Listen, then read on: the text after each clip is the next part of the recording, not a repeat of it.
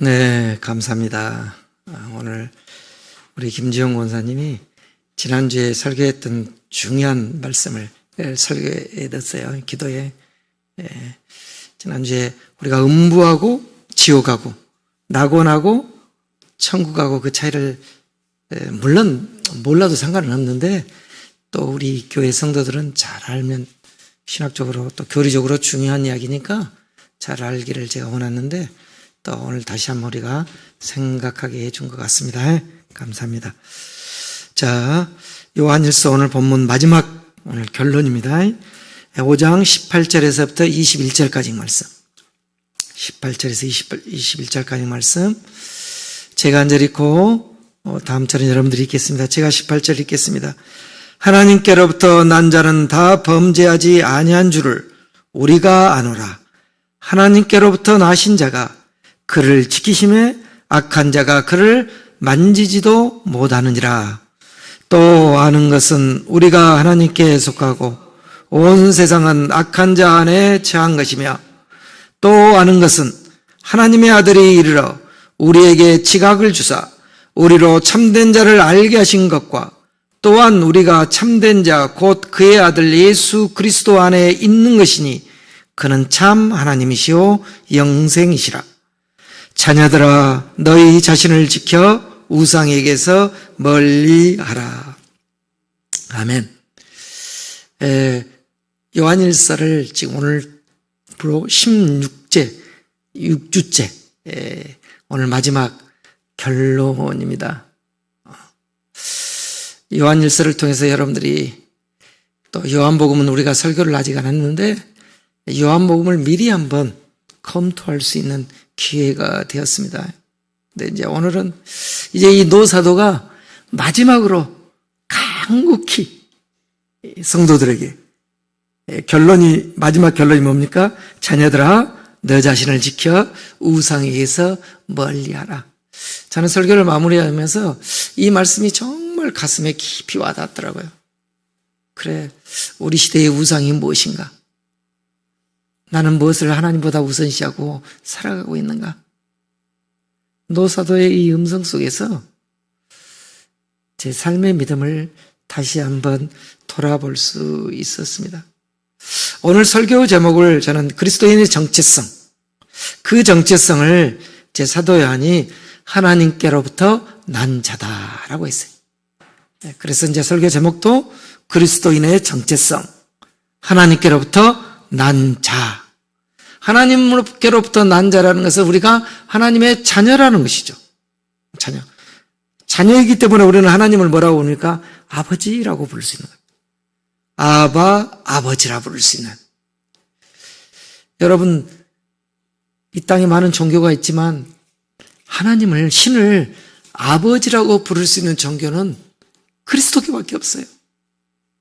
물론 유대교도 약간의 희미함하나 하나님을 아버지라는 대목이 있는데 그리스도만큼 친근한 인격적 하나님으로 부르지 않았어요. 유대교와 뿌리가 같은 이슬람교도 있잖아요. 이슬람교도 알라 신을 믿고 있는데 알라를 아버지라고 믿지 않아요. 알라를 아버지라고 하면 거기는 신성 모독이라고 해요. 근데 우리 그리스도교만은 하나님을 아버지, 아바라는 말이 아람을 하겠잖아요. 아람인데 우리하고 똑같아요. 발음이 아빠. 참 이것도 신기하더라고요. 저는 우리나라 민족이 택한 민족인가 그런 생각이 아무튼 들 정도입니다. 예수님이 제자들이 기도를 어떻게 하냐고 물어봤을 때 주님의 기도라는 것을 우리는 배웠잖아요. 주님의 기도가 우리는 처음에 하늘에 계신 우리 아버지였지만 원래 헬라어 성경으로 보면 뭐가 먼저 나와 있어요? 아버지가 먼저 나와요. 파테르 헬라어로 아버지라고 부르면서 기도해라는 거예요. 아버지. 우리가 힘들고 어려울 때 아버지 하면 아버지가 그냥 건져주잖아요. 와서 건져주잖아요. 그런 하나님이라는 거예요. 그런 하나님. 그러니까 하나님의 자녀됐다. 하나님께로서 난 자라는 것은 엄청난 특권이 있는 거예요. 우리가 요한복음을 아직 설교는 안 했지만 이 요한일서의 말씀은 거의 요한복음에도 많이 나와요. 그래서 하나님께로 이 난자란 말은 요한복음 1장에도 나오거든요. 요한복음 1장 12절에서 13절을 보면 이제 이렇게 이야기를 해요. 이 사도 요한이 영접하는 자, 곧 그 이름을 믿는 자들에게는 하나님의 자녀가 되는 권세를 주셨으니 이는 혈통으로나 육정으로나 사람의 뜻으로 나지 아니하고 오직 하나님께로부터 난 자들이니라라는 것입니다. 하나님께로 난 자라는 것입니다. 예수 그리스도를 영접하는 자는 하나님의 자녀가 되고 하나님께로부터 난 자라는 것입니다. 이게 바로 그리스도인의 정체성이에요. 우리가 예수 그리스도를 영접했을 때 그리스도의 영이 우리에게 임하죠. 근데 가짜 그리스도인은 임하지 않겠지만 진짜 그리스도인은 그리스도의 영이 임하여, 영이. 그리스도의 영이 임한 우리가 성도들이 끊임없이 우리의 마음을 이제 관리를 잘해야 되잖아요. 근데 우리가 관리 않고 소홀히 하면 하나님의 영은 심해져 버리고 세상의 영이 강하게 들어와 있어 버려요. 그러니까 우리가 마태복음에 보면 예수님이 그러잖아요. 귀신은 마음에 있는 악한 귀신들 쫓아나니까 청소가 되니까 나중에는 7 귀신이 들어와 있어 본다고. 그러면 이제 회복시키기가 힘들어요. 회복시키기가 힘들어요. 그리스도의 삶이 그런 것 같아요. 제가 목회를 하다 보니까 한번 교회에 나오다가 중간에 쉬잖아요. 그건 뭐다. 왜냐하면 이제 하나님의 백성이 된 것 같은데 마음이 비어있는데 속된 말로 세상에 7 귀신이 와서 딱 정복해보면 이거 돌리기가 이제 너무 힘들어져. 너무 힘들어지나 얘. 그래서 우리가 말씀이 육화되도록 거룩한 습관이 될 때까지 계속 경계를 넣지 않아야 돼. 경계를 넣지. 그래서 한 영혼을 하나님의 나라까지 동행한다는 것은 대단히 힘든 거예요. 하나님의 선택이 아니고는 불가능한 것입니다.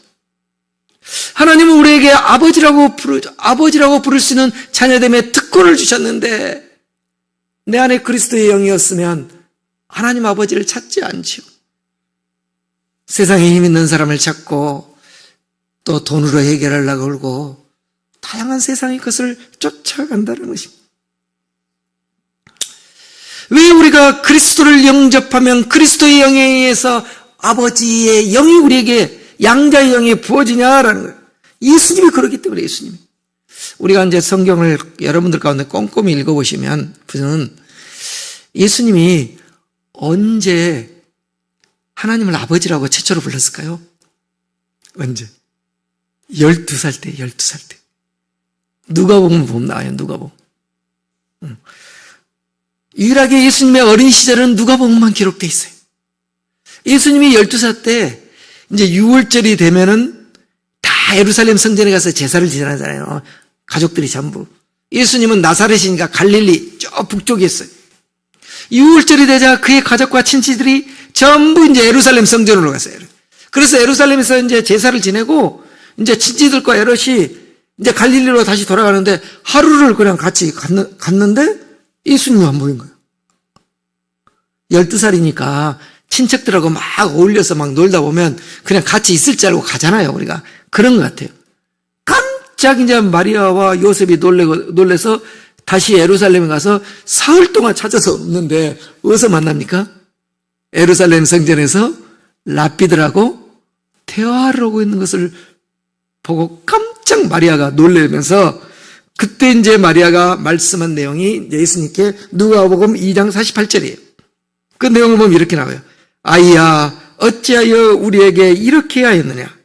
보라, 내 아버지와 내가 근심하여 너를 찾았노라 라는 것입니다.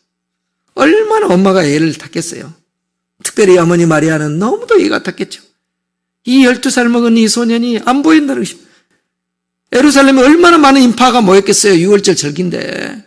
이거 아들 잊어버렸다고 생각하는데 성전에서 랍비들과 같이 묻고 답하는 거예요. 이 이야기를 하니까 예수님이 뭐라고 하냐면 누가복음 2장 49절에 이렇게 얘기해요. 어찌하여 나를 찾으셨나이까? 내가 내 아버지 집에 있어야 할 줄을 알지 못하셨나이까? 하나님의 성전을요, 내 아버지의 집이라고 표현해요.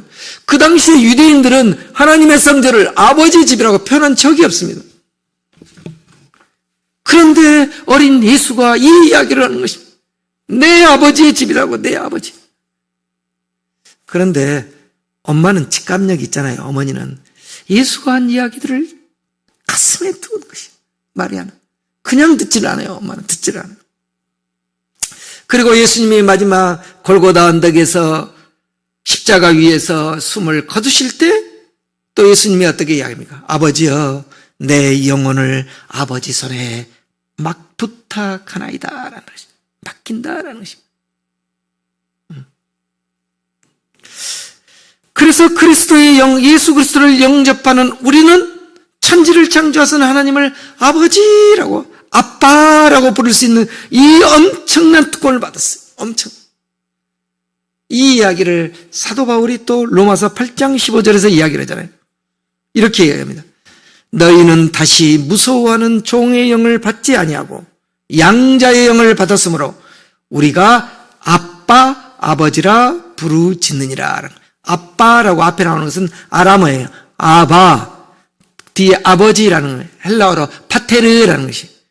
아빠 파테르, 이제 아바 파테르라고 부르죠. 유대인들에게 있어서는요, 전통 유대인들에게 있어서는 하나님을 보면 죽는다고 생각했어요. 그러니까 무서워했어요. 무서워했어요. 더 이상 하나님은 그렇게 무서운 종의 영을 너희는 받지 말고, 율법의 영매에 있는 종의 영을 받지 말고 이제는 양자의 영을 받았다라는 것입니다. 언제든지 아빠, 아버지라고 불렀을 때 하나님께서 우리를 위해 구원의 손길을 드신 그분이 되셨다라는 것입니다. 그러므로 저와 여러분은 하나님께로부터 난 자예요. 그러면 그 특권이 구체적으로 뭔가, 오늘 이 요한일서를 마지막 정리하면서 세 가지로 지금 이야기해주고 있어요. 자, 첫 번째가 18절이에요. 자, 18절 말씀 다 같이 한번 읽어봅시다. 시작.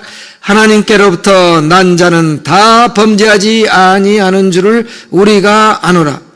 하나님께로부터 나신 자가 그를 지키심에 악한 자가 그를 만지지도 못하느니라 라는 것입니다. 자, 하나님께로부터 난 자는 어쩐다고요? 다 범죄하지 아니하는 줄 우리가 안다라는 것입니다. 다 범죄하지 않는다. 자, 이 말씀을 우리가 어떻게 이해해야 되는가? 그러면 그리스도인들은 어떤 죄도 지지 않는가? 그 말씀일까요? 그 말씀은 아니겠죠. 우리는 연약하기 때문에 죄를 지을 수 있어요. 자, 이 말씀을 정확히 이야기하려면 지난주에 설교했던 앞에 나온 철을 찾아봐야 돼요. 우리가 16절에 보면 나오잖아요. 죄를 두 종류로 설명해서 나오잖아요. 사망에 이르는 죄와 사망에 이르지 않는 죄로 구분했잖아요. 오늘 기도에서도 권사님이 말씀했을 때 사망에 이르는 죄는 뭐예요? 하나님을 경멸하고 모여가는 성령 해방죄. 성령 해방죄, 성령을 받아들이지 않으면요, 해결할 수 있는 방법이 없는 것이에요. 방법이. 더 이상 구원받을 수 없다라는 것입니다. 그렇기 때문에 그런 사람을 위해서는 기도하지 말라라고 하는 거예요. 요한이. 하나님께서 그러고. 그런데 대부분 우리 그리스도인들의 마음에는 하나님의 영이 있어요. 그렇기 때문에 죄를 지을 수 있는데 금방 깨달아요. 깨달아. 그런 우리는 특권이 우리에게 있기 때문에 하나님께로부터 난 자는 다 범죄하지 않는 줄 우리는 안다라는 것입니다. 그 그리스도의 영을 다른 말로 요한복음에는 뭐라고 나와요? 보혜사 성령이라고 하잖아요. 보혜사 성령. 우리가 성령에 대해서 잘 알아야 되는 거예요. 정말 우리에게는 성령은 거룩한 영이잖아요. 그러나 세상의 영은 더럽고 악한 영이에요. 악한 영. 자, 악한 자가, 사탄이 우리를 만지지 못한다라고 했잖아요. 만지지 못한. 악한 자가 그를 만들지 못한다라는 것은 우리 하나님께로 난 자. 자, 그 앞에 보면 하나님께로부터 나신 자가 그를 지키심에 악한 자가 그를 만지지도 못하니라 라고 했을 때, 여기에서 나오는 하나님께로부터 나신 자가 그를 지킨다 할 때 하나님께로 나신 자는 누굴까요? 예수 그리스도요. 예수 그리스도가 하나님께로부터 난 우리를 지키시고 또 악한 자가 우리를 만지게도 하지 못한다는 것입니다. 자, 그러면 구체적으로 어떻게 우리를 지켜주냐? 성령을 통해서 지켜주시죠. 성령. 우리 안에 거룩한 영으로 충만해 있으면 죄에 민감해져요. 죄에 민감해져. 다시 말해서 세상에 악한 영이 주는 생각이 들으면 마음이 불편해집니다. 그래서 성령께서 그 악한 영에 대해서 대적하는 기도를 하게 하는 거예요. 그렇기 때문에 내 안에 성령이 충만해 있으면 악이 나를 지배하지 못해요. 설령 조금 순간적으로 넘어져서 실수해도 금방 일어서요.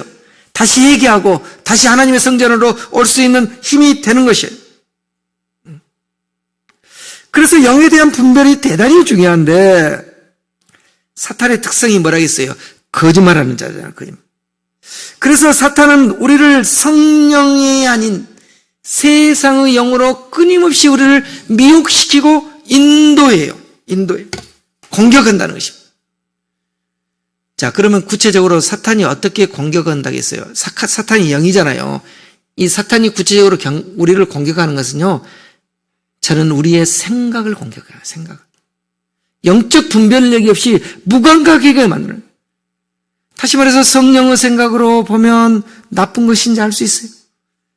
그러나 세상의 생각으로 보면 때로는 당연한 것들로 여기는 것들이 너무 많아요.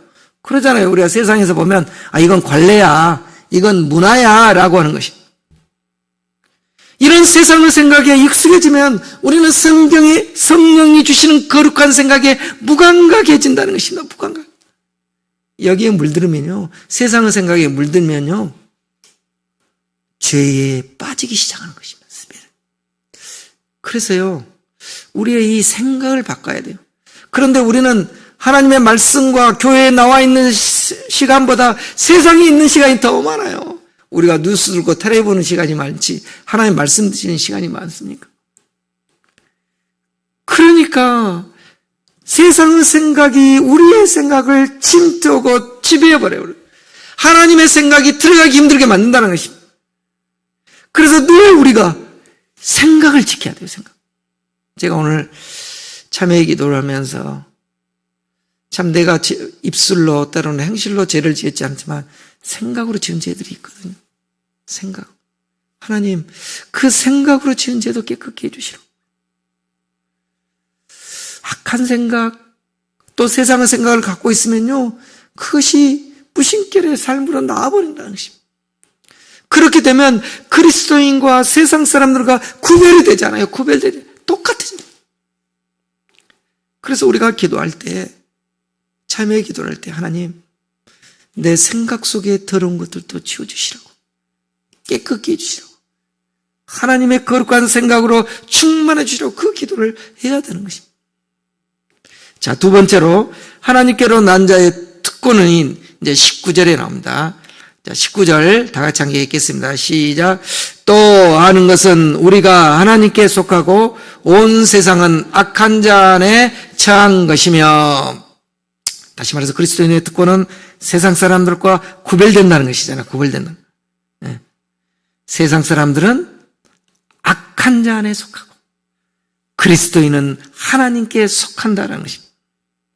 이것을 다른 말로 표현한다면 그리스도인이 되었다는 것은 정체성이 변화된 거예요. 저와 여러분은 정체성이 변했잖아요. 어떻게? 물과 성령으로 거듭났다는 것입니다. 거듭났다. 거듭났다는 말을 다른 말로 하면 중생이라고 하잖아요. 중생. 거듭났다는 것입니다. 거듭난 인생은 이제 세상의 식이 아니라 하나님의 식으로 살아가는 거예요. 우리가 물과 성령으로 거듭나기 전에는 세상의 식으로 살아갔어요. 세상의 방법이 맞았어요. 그런데 거듭난 우리는 이제 하나님의 식으로 방식으로 살아가는 거예요. 자, 그러면 구체적으로 도대체 하나님의 식이 뭡니까? 라고 물어볼 수 있잖아요. 하나님의 식이 뭐예요? 성경적 사고방식, 성경적 가치관을 따라 우리가 살아가는 자들. 우리에게는 하나님의 말씀이 기록되는 이 성경이 있습니다. 그래서 이 성경을 삶의 매뉴얼로 삼고 교범으로 삼아 그 말씀대로 살아가는 것이 거듭난 그리스도인의 삶의 식이에요. 그렇다고 우리가 세상에 살지 않는 건 아니잖아요. 세상에 살면서 그렇게 해야 되잖아요. 그렇기 때문에 그리스도인의 정체성은 어떻게 보면 이중의 정체성을 갖고 있다라고 말할 수 있습니다. 누구나 이 세상에 산 사람들은 국적이 있어요. 국적이 없는 사람만큼 불쌍한 사람이 없어요. 우리는 세상 국적이 있어요. 그런데 그와 동시에 우리는 천국 시민으로서의 천국 백성의 국적이 있는 것입니다. 그래서 히브리서를 보면 이렇게 이야기하잖아요. 우리는 더 나은 번향을 향한 순례자라는 것입니다. 하나님께서 예수 그리스도께서 우리를 위해서 한 성을 예비하셨으니 우리는 이제 이 땅이 전부가 아니라 더 나은 번향, 더 나은 번향이요. 다 고향은 있는데 여기 더 나은 번향, 더 나은 번향을 향한 순례자의 삶을 살아가는 것이 그리스도인이다. 그래서 그리스도인을 다른 말로 영어로 말하면 필그림이라고 하는 것이요. 필그림, 순례자 이렇게 부르는 것입니다. 자, 그런데 오늘날 세상은 갈수록 악해지고 있어요. 갈수록 악해지고 있어요. 심지어 어린 아이들 그림대회 하는데요. 윤석열 대통령을 일본 놈이라고 그래서 아이가 제가 그걸 보고 깜짝 놀란 거예요. 부모가 그렇게 교육을 했겠죠. 부모가 대통령을 아무리 미워한다고 그렇게까지 아이들한테 심하게 해볼까라는 생각이에요. 저는 그런 걸 보면서 이런 생각이 들어요. 왜 이렇게 세상이 갈수록 악해지는가? 마음의 생각이 점점 더 악해지고 있다는 것입니다. 사탄은 우리의 생각을 끊임없이 공격한다는 것입니다. 악한 영들이 우리의 생각을 원래 하나님 형상에 닮은 우리 인간들의 생각, 인간을 그렇게 지으셨잖아요. 그 악한 생각으로 만들어버리는 거예요. 은근히 그 환경 속에서, 교육 속에서. 그래서 사도 바울이 이런 이야기를 합니다. 우리의 싸움은 혈과 육으로 싸우는 것이 아니라는 것입니다. 혈과 육으로 싸우는 것입니다. 마귀들이 부르는 이 악한 영들, 이 귀신들, 악한 영들이 주는 이 생각과 싸워야 된다는 것입니다. 여러분, 눈에 보이는 것이 전부가 아니에요. 눈에 보이는 것 이면에 흐르는 그 영들의 싸움을 봐야 돼요. 영들의 싸움. 그래서 제가 시편을 묵상일지를 쓰면서 세상의 역사와 세속사와 구속사에 대해서 계속 쓴 거예요. 세상의 관점에서 분석할 수 있어요. 예를 들자면 중동 전쟁, 이스라엘과 이란 전쟁, 미국 전쟁을 우리가 세상의 식으로 보면 제국주의 전쟁이잖아요. 돈이잖아요. 석유 자원이란 말이다. 그러나 그리스도인은 그렇게만 보면 안 돼요. 그게 전부가 아니에요. 거기에 구속사가 있는 거예요. 하나님께서 그 이스라엘과 이스라엘과 이란의 전쟁, 이런 전쟁을 통해서 무엇을 이루어가는가를 그걸 볼 수 있어야 돼요. 하나님의 구속사적 관점에서 볼 수 있어요. 근데 우리는 뭐예요? 눈에 보이는 관점만 빠져 있어요. 내 삶에 고난과 고통이 다르면 왜 나한테 이런 인생인가? 나에게는 왜 이래야 되는가? 막 그러면서 원망과 불평, 누구 탓하고 원망하고 저 남편 때문에 저는 자식 잘못 둬가지고 이렇게 보는 거예요. 이게 바로 악한 영이 주는 세상의식이에요. 우리는 그렇게 보는 것이 아니라 물론 그것이 다 틀렸다는 말은 아니야. 반은 맞아. 그 고난과 고통 속에서 주는 하나님의 뜻이 뭔가를 발견해야 되는 것이. 이게 바로 하나님의 구속사예요. 그래서 제가 시편을 쓰면서 시편 105장, 106장은 뭐예요? 한 이스라엘 백성, 한 국가의 구속사에 했다면 이제 룻기서는 뭐예요? 한 개인의 구속사를 쓴다고 했잖아요. 하나님. 룻기서요. 너무 좋아요. 저는 너무. 정말 불행한 여인. 그 당시에 고대 여자가 대우나 받았습니까? 특히나 룻 같은 경우는 이중의 고난을 받는 여인이잖아요. 차별받는 이방인이면서 또 여인이면서 또 남편도 없고 이런잖아요. 그런데 구속사의 주인공이 되게 하잖아요. 세상은 눈으로 보면 이건 일켜지잖아. 이건 절망이야. 이건 죽음이라는 것입니다. 우리 그리스도인은 큰 눈으로 봐야 되는 거예요. 큰 눈으로. 그게 바로 영적인 눈이 열려야 돼요. 영적인 눈. 그러면서 우리의 싸움이 뭐예요? 혈과 육이 아니라는 것입니다. 그것을 누구보다 명철하게 본 사람이 사도 바울이잖아요. 그래서 사도 바울이 여러분도 이 말씀은 외웠으면 좋겠어요. 에베소 6장 12절 말씀 우리가 다 같이 한번 한 목소리 한번 낭독해 봅시다. 시작. 우리의 싸움은 혈과 육을 상대하는 것이 아니요 통치자들과 권세자들과 이 어둠의 세상 주관자들과 하늘에 있는 악한 영들을 상대함이라는 것입니다. 사도 바울은 영적으로 민감한 사람. 우리가 싸우는 것은 싸워야 하는 것은 혈과 육으로 혈기 부리고 막 육적인 싸움이 아니라 치고받고는 싸움을 해서는 안 된다는 것입니다. 악한 영들이 통치자들과 권세자들을 이용하기도 하는 거예요. 그러니까 우리의 핵심이 뭐냐면 어둠의 세상 주관자들, 하늘에 있는 이 악한 영들, 이들과 대적해야 돼요. 저 사람이 나쁜 것이 아니라 내 남편, 저 사람이 나쁜 것이 아니라 저 사람 속에 있는 악한 영을 대적해야 돼요. 그 영을 향해서 대적기도 해야 돼요. 예수님이 우리가 마태복음 16장입니까? 가이사랴 빌립보에서 베드로가 엄청난 신앙 고백을 하잖아요. 너희는 나를 누구라 하니까 뭐라 해요? 주는 그리스도이시여 살아계신 하나님의 아들이라 그러잖아요. 근데 금방 몇 시간 지나서 돌베려 불잖아요. 예수님이 인자가 곧 예루살렘 올라가서 장로들과 대제사장의 관할을 받고 십자가에 못 박혀 죽는다니까 베드로가 성기를 내면서 주여 그러면 안 됩니다 하고 하니까 예수님이 뭐라 해요? 사탄아 내 뒤로 물러가라죠. 그때 예수님이 베드로가 사탄이란 말은 아니에요.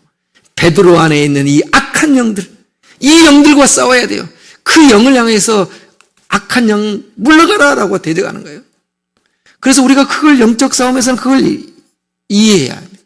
예. 우리의 자녀들과 내 남편과 또 우리의 친지들 가운데 있는 이 악한 영들, 이 악한 영들에 대해서 이 대적하고 몰아내야 돼요. 그렇지 않으면 그 악한 영들이 우리의 생각을 지배하고 있기 때문에 그 영의 인도함을 받을 수밖에 없어요. 받을 수밖에 없어요. 끊임없이 우리의 생각을 오염시키니까. 자, 그리고 이제 20절에 세 번째 특권이 나옵니다. 자, 20절 한번 우리가 다 같이 한번 낭독해 봅시다. 시작. 또 아는 것은 하나님의 아들이 이르러 우리에게 지각을 주사 우리로 참된 자를 알게 하신 것과 또한 우리가 참된 자 곧 그의 아들 예수 그리스도 안에 있는 것이니 그는 참 하나님이시요 영생이시라. 자, 여기서 밑줄을 끊어야 할 대목이 뭐냐면 우리에게 뭐냐? 지각을 주사라면 지각을 주셨다. 이 지각이란 말이 대단히 중요한 말이에요. 이 지각이란 말을 이제 헬라어 성경을 찾아보면 헬라어로 디아노이아라고 써요. 디아노이아라는 단어를 쓰고 있는데 이 디아노이아는 두 개의 단어가 결합되어 있어요. 접두어로 뭐뭘 통해서라는 디아, 뭐뭇을 통해서라는 디아와 그 다음에 누스라는 말이 있는데 누스란 말이 결합되어 있는데 이 누스는 지성, 신약성에서 마음 이렇게 번역돼요. 지성, 마음. 그러니까 디아노이아라는 것은 우리의 지성, 하나님께서 주신 지성이 있다는 것입니다. 하나님께서 선악을 분별할 수 있는 지성을 주시고 선한 양심을 주셨다는 거예요, 우리에게. 그래서 이 선한 양심을 기반으로 해서 법과 도덕이 만드는 거예요. 도덕이 왜 있겠어요? 도덕과 윤리를 왜 지켜요? 우리에게 양심이 있으니까 너 양심을 두고 판단해봐라 라고 하잖아요. 그러니까 예를 들자면 캐톨릭에서는 예수 그리스도가 없어서 믿으려고 해도 믿지 못한 우리의 조상들은 어떻게 되냐, 지옥에 갔냐 어쩌냐 하니까 캐톨릭에는 그것을 애매하니까 뭐예요? 연옥에 있다 그러잖아요. 연옥에 있어서 후손들이 베드로 성당 지을 때 헌금을 한다든가 공로를 쌓으면 연옥에서 천국으로 간다라고 이렇게 하잖아요. 근데 이제 로마서 1장에 보면은 2장에 보면 사도 바울이 뭐라고요? 양심의 법을 이야기해요. 양심의 법. 양심법을 이야기해요. 하나님께서는 누구에게 선악을 판단할 그 양심을 주셨어요. 선한 지성을 주셨어요. 그 양심을 기반으로 해서 판단할 수 있는 거예요. 양심. 그 양심이 있기 때문에 도덕과 윤리가 있는 거예요. 양심이 없으면 도덕 윤리가 없지요. 그러니까 개, 돼지라든가 고양이는 윤리가 도덕이 없지요. 양심이 없으니까. 그런데 중요한 것이 뭐예요? 이 선한 양심이 하나님이 주신 지각이 무너지고 있다는 거예요. 왜 무너질까요? 이 양심. 사탄이 우리의 선한 양심에 불도장을 찍어버린다는 것입니다. 화인을 찍어버린다는 거예요. 불도장. 여러분들 이제 이 화인 불도장이라는 것을 쉽게 생각하면 이걸 생각하면 혹시 서부 영화 많이 마셨죠? 예를 들면 오케 목장의 뭐 결투라든가 보면 존 웨이가 나오는 그 서부의 영화 있어요. 서부의 영화에 보면 목장들이 자기의 가축들이 있으면 거기에 인두 같은 데 이렇게 불을 확 그 지저가 빨갛게 해갖고 그 낙인을 가축들의 엉덩이에 이렇게 딱 찍어버려요. 찍어버리면 거기에 딱딱해지잖아요. 피부가 딱딱해지고 굳은 살이 돼요. 굳은 살이 되면 어떻게 돼요? 감각이 없어요. 감각. 우리의 양심이 그런다는 거예요. 우리의 양심이 사탄이 불도장을 찍어버리면 이 양심이 굳은 살이 베개에서 딱딱해져가지고 작동하지 않는다는 것이냐. 그래서 죄가 들어와도 무감각해진다는 것입니다. 무감각이. 그래서 이 대목에 대해서 사도 바울이 또 이야기해요. 디모데전서를 보면 디모데전서는 목회서신이라고 그러잖아요. 디모데가 에베소에서 목회하고 있을 때 너 어떻게 목회해야 되는 것을 편지 쓴 거예요. 그 디모데전서 4장 1, 2절 말씀, 중요한 말씀이니까 우리가 또 화면에 올려서 한번 같이 한번 읽어봅시다. 같이 읽어보겠습니다. 시작. 그러나 성령이 밝히 말씀하시기를 후일에 어떤 사람들이 믿음에서 떠나 미혹하는 영과 귀신의 가르침을 따르리라 하셨으니 자기 양심이 화인을 맞아서 외식함으로 거짓말하는 자들이라라는 것입니다. 잘 믿다가 세상에 미혹당해서 떠난 사람이 있다는 것입니다. 후일에. 그런 사람들은 미혹하는 영, 또 귀신의 인도함을 받는다는 것입니다. 왜 그래요? 자기 양심이 화인이 받았다는 것입니다. 이 양심이 제대로 기능을 발동하지 않아요. 우리가 주변에 보면 그러잖아요. 우리 임금순 교장 선생님도 아이들 보면 어린애들이 벌써 양심이 작동되지 않는 애들도 있잖아요. 양심이 화인 맞아. 도무지 애들이 깨닫지 못한다는 것입니다. 특별히 이 세상의 영들이요, 오늘날 저희가 보면은 이 문화를 통해서 더 크게 우리를 공격한 것 같아요. 그래서 만약에 예를 들면 무속이요, 샤머니즘이 무속이 문화가 되면은요, 자연스럽게 그 가르침을 받고 따라가는 거예요. 구체적으로 우리가 예를 들면 우리의 운명을 막 점치는 사주, 관상, 뭐 궁합, 또 타로 이런 거 보잖아요. 이런 다양한 무속들이 판을 치고 있잖아요. 근데 이것이 문화가 돼버리면, 자연스러운 삶의 양식이 되면 우리는 그것을 보면서 그 가르침을 받고 따라간다는 것입니다. 지금 그러고 있다는 것입니다. 성령이 인도하면 하나님의 식을 따라가는데 귀신이 인도하면 뭐예요? 세상의 식을 따라가는 것입니다. 저는 이것이 바로 문화가 갖는 힘이라고 하는 거예요. 그래서 제가 여러분에게 강의할 때, 여러분 설교할 때 문화 속에는 영이 있다겠어요. 문화 속에. 그래서 그 문화 속에 어떤 영이 있는가라는 것을 잘 바라겠어요. 가령 예를 들면 10월에 할로윈 축제하는데 미국에서는 할로윈 축제할 때 가장 범죄가 많이 일어난다는 것이죠. 사고도 많이 나고. 그 문화 속에 영이 있는 거예요. 우리가 무속과 샤머니즘을 문화로 받아들이면요, 거기에 영이 있는 것입니다. 그걸 잘 받아야 돼요. 특히나 오늘날 우리 현대사회의 우리의 문화는 뭐예요? 거대한 자본에 의해서 움직이는 만몬이즘이라고 해요. 우리가 돈이 신이 된 것을 만몬이즘이라고 하거든요. 물질주의. 이 물질주의에 의해서 끊임없이 문화가 생산돼요. 그러면 그 문화에 현혹돼서 우리는 그 문화에 따라가요. 그 문화에 따라가다 보면 어떻게 됩니까? 하나님을 잃어버리게 되고 하나님이 주신 지각이 제대로 작동하지 않는 거예요. 다시 말해서 양심의 굳은 살이 베개서 딱딱하게 달아서 하나님이 주신 선한 마음이 작동하지 않는다는 것입니다. 그래서 오늘 결론을 보면 사도 요한이 이렇게 하죠. 세상의 우상을 조심해라. 세상의 우상들을. 그런데 세상의 우상들은 요즘에 뭐가 만듭니까? 문화가 만들어요. 문화가. 우리가 아이돌이 우상이잖아요. 아이돌이에요. 아이돌. 끊임없이 산업 자본이, 금융 자본이, 문화 자본이 이런 아이돌을 만들고, 그리고 돈을 벌고 다시 아이돌을 또 없애고 만들어놓은 이 우상들. 그리스도인들에게 우상은 넓게 말하면 하나님보다 우선시하는 것이 모두 우상이에요. 모두. 그래서 어떤 사람은 자식이 우상이 되고, 또 돈이 우상이 되고, 건강이 우상이 되고, 또 출세와 성공이 우상이 된 사람도 있다는 것입니다. 세상은 뭘 가르쳐요? 이 우상을 쫓아가면 행복해질 수 있다라고 유혹해요. 그래서 그 우상을 얻으면 나는 행복하다고 착각하게 한다는 것입니다. 사도 요한은 그 우상을 타파라는 것입니다. 타파. 그리고 하나님만이 우리의 생명 되시고 구원자 되심을 잊지 말라는 것입니다. 그래서 저는 이 사도 요한일서 이 마지막 5장 21절을 보면서 자녀들아 너희 자신을 지켜 우상에게서 멀리하라. 이 말씀은 2000년 전의 말씀만이 아니라 오늘을 사는 우리에게도 가슴에 새기면서 살아가야 할 말씀입니다. 자, 우리가 함께 잠깐 기도하도록 하겠습니다. 오늘 하나님께서 우리